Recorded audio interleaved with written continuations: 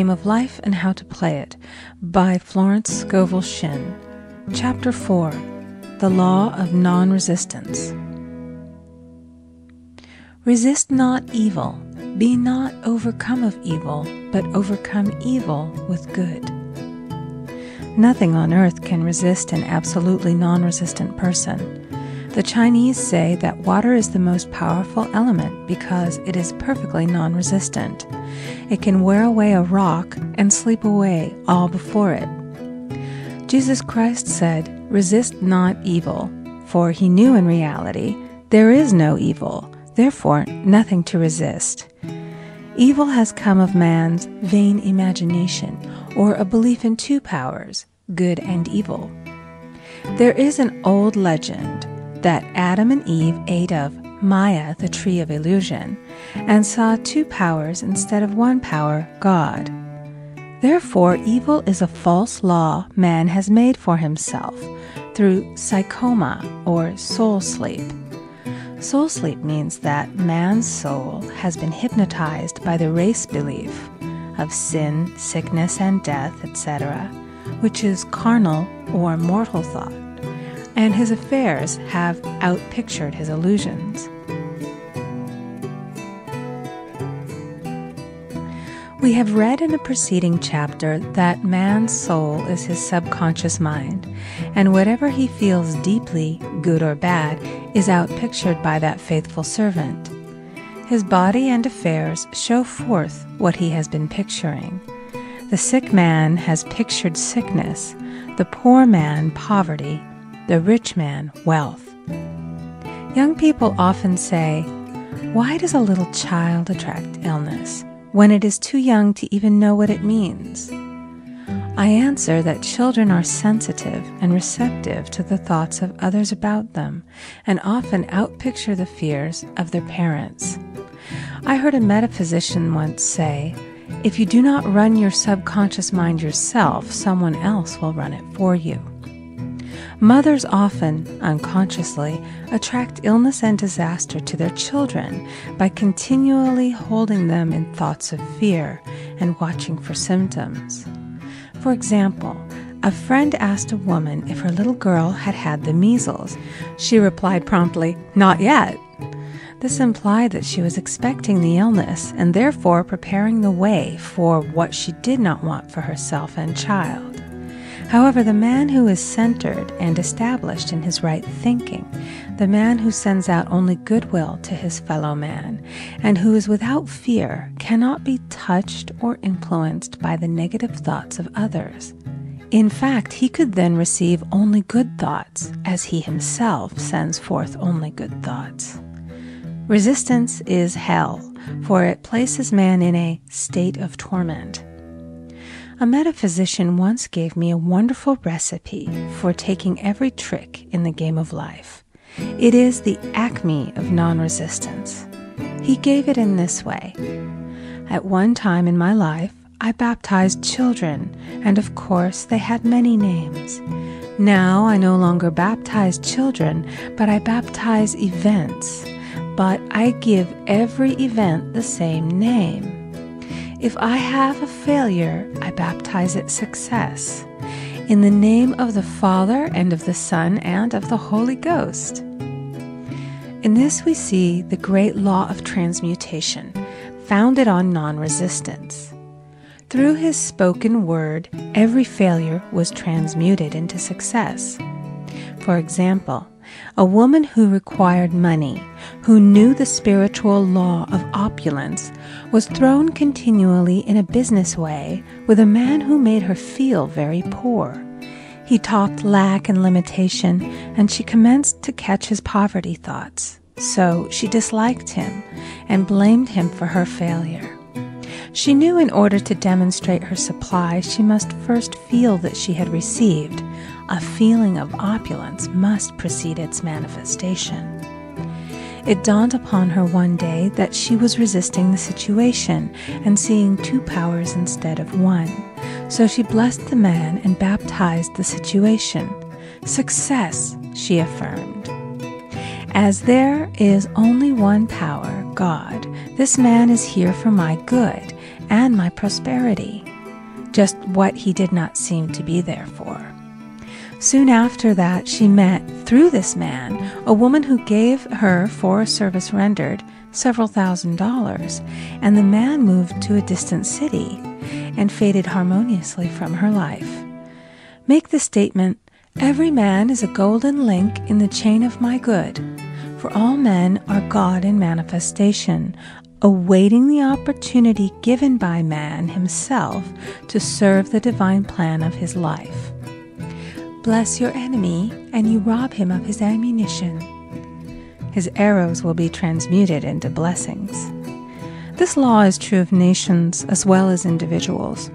Bless a nation, send love and goodwill to every inhabitant, and it is robbed of its power to harm.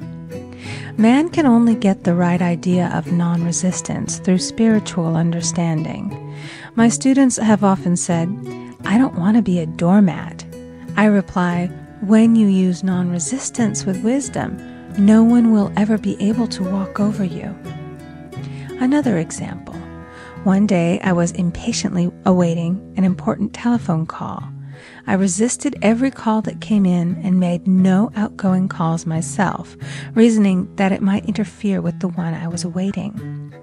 Instead of saying, "Divine ideas never conflict, the call will come at the right time," leaving it to infinite intelligence to arrange, I commenced to manage things myself. I made the battle mine, not God's, and remained tense and anxious. The bell did not ring for about an hour, and I glanced at the phone and found the receiver had been off that length of time, and the phone was disconnected. My anxiety, fear, and belief in interference had brought on a total eclipse of the telephone. Realizing what I had done, I commenced blessing the situation at once. I baptized it success and affirmed, "I cannot lose any call that belongs to me by divine right. I am under grace and not under law." A friend rushed out to the nearest telephone to notify the company to reconnect. She entered a crowded grocery, but the proprietor left his customers and attended to the call himself.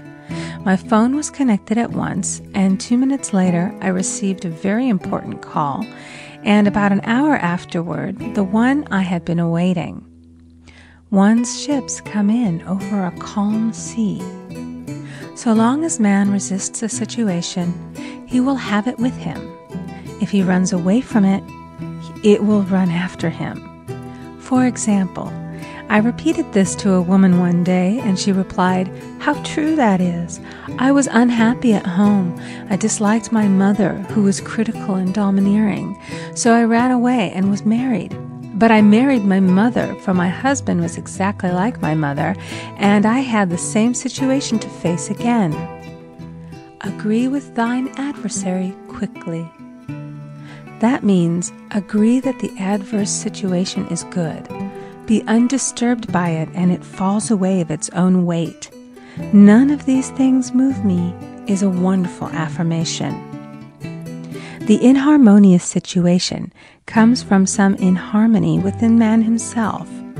When there is in him no emotional response to an inharmonious situation, it fades away forever from his pathway. So we see man's work is ever with himself. People have said to me, "Give treatments to change my husband or my brother." I reply, "No, I will give treatments to change you. When you change, your husband and your brother will change." One of my students was in the habit of lying. I told her it was a failure method, and if she lied, she would be lied to. She replied, "I don't care. I can't possibly get along without lying." One day she was speaking on the phone to a man with whom she was very much in love. She turned to me and said, "I don't trust him. I know he's lying to me."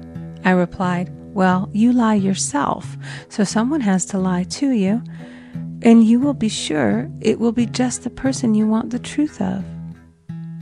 Sometime after that I saw her, and she said, "I'm cured of lying." I questioned, "What cured you?" She replied, "I've been living with a woman who lied worse than I did." One is often cured of his faults by seeing them in others. Life is a mirror, and we find only ourselves reflected in our associates. Living in the past is a failure method and a violation of spiritual law. Jesus Christ said, "Behold, now is the accepted time. Now is the day of salvation." Lot's wife looked back and was turned into a pillar of salt. The robbers of time are the past and the future. Man should bless the past and forget it, if it keeps him in bondage, and bless the future, knowing it has in store for him endless joys, but live fully in the now. For example, a woman came to me complaining that she had no money with which to buy Christmas gifts. She said, "Last year was so different. I had plenty of money and gave lovely presents, and this year I scarcely have a cent." I replied, "You will never demonstrate money while you are pathetic and live in the past. Live fully in the now and get ready to give Christmas presents. Dig your ditches and the money will come." She exclaimed, "I know what to do. I'll buy some tinsel, twine, Christmas seals, and wrapping paper." I replied, "Do that, and the presents will come and stick themselves to the Christmas seals." This too was showing financial fearlessness and faith in God, as the reasoning mind said, "Keep every cent you have, as you are not sure you will get any more." She bought her seals, paper, and twine, and a few days before Christmas received a gift of several $100s. Buying the seals and twine had impressed the subconscious with expectancy and opened the way for the manifestation of the money. She purchased all the presents in plenty of time. Man must live suspended in the moment. Look well, therefore, to this day. Such is the salutation of the dawn. He must be spiritually alert, ever waiting his leads, taking advantage of every opportunity. One day, I said continually, silently, "Infinite Spirit, don't let me miss a trick." And something very important was told to me that evening. It is most necessary to begin the day with the right words. Make an affirmation immediately upon waking. For example, "Thy will be done this day. Today is a day of completion. I give thanks for this perfect day. Miracle shall follow miracle, and wonders shall never cease." Make this a habit, and one will see wonders and miracles come into his life. One morning I picked up a book and read, "Look with wonder at that which is before you." It seemed to be my message for the day, so I repeated it again and again. Look with wonder at that which is before you. At about noon, a large sum of money was given to me, which I had been desiring for a certain purpose. In the following chapter, I will give affirmations that I have found most effective. However, one should never use an affirmation unless it is absolutely satisfying and convincing to his own consciousness. And often, an affirmative is changed to suit different people. For example, the following has brought success to many. I have a wonderful work in a wonderful way. I give wonderful service for wonderful pay. I gave the first 2 lines to one of my students, and she added the last 2. It made a most powerful statement, as there should always be perfect payment for perfect service, and a rhyme sinks easily into the subconscious. She went about singing it aloud, and soon did receive wonderful work in a wonderful way, and gave wonderful service for wonderful pay. Another student, a businessman, took it and changed the word to business. He repeated, "I have a wonderful business in a wonderful way, and I give wonderful service for wonderful pay." That afternoon, he made a $41,000 deal, though there had been no activity in his affairs for months. Every affirmation must be carefully worded and completely cover the ground. For example, I knew a woman who was in great need and made a demand for work. She received a great deal of work, but was never paid anything. She now knows to add wonderful service for wonderful pay. It is man's divine right to have plenty. more than enough.